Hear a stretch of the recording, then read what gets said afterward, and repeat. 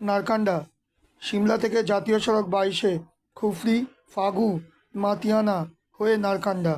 2708 metre উচ্চতায় এই শহর, ঘন জঙ্গল, দূরে তুষারাবৃত শৃঙ্গর সঙ্গে চমৎকার আবহাওয়া, সব মিলিয়ে কিন্নর যাত্রার পথে কয়েক ঘন্টা বা একটি রাত কাটালেই ভালো হবে। শীতের সময় পাহাড়ের ঢালে স্কিয়ের সহ অন্যান্য শীতকালীন খেলার আয়োজন হয়ে থাকে এখানে। 1980 সালে থেকে রাজ্য পর্যটন স্কি শিক্ষার শিবিরের আয়োজন করা হয়ে থাকে। দেখার থাকে রামপুরের পথে ফাগু। নারকান্ডা থেকে 8 কিলোমিটার দূরত্বে 3300 মিটার উচ্চতায় হচ্ছে হাতু পিক। এই পথে সঙ্গে চলেছে ওক পাইন জঙ্গল, আপেলের ক্ষেত, দূরে বরফে মোড়া পাহাড়। পাহাড়ের মাথায় হাতু মাতার মন্দির। নারকান্ডা থেকে জাতীয় সড়ক 7 কিলোমিটার দূরে কাছাড়ি রয়েছে প্রাচীন মহামায়া মন্দির। নারকান্ডা থেকে 22 নম্বর জাতীয় সড়কে চলছে সাইনজ হয়ে রামপুর।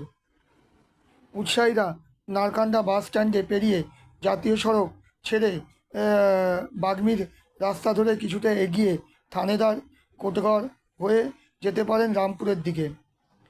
এই পথে 17 কিলোমিটার দূরে 1830 মিটার উচ্চতায় থানেদার। এর খ্যাতি আপেলের বাগানের জন্য। বিভিন্ন ধরনের আপেলের চাষ হয় এই অঞ্চলে।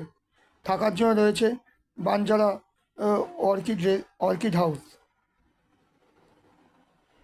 সাইনাস থেকে আলাদা পথ চলেছে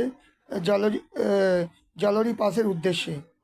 নারকান্ডা থেকে জালোরির দূরত্ব 90 কিলোমিটার।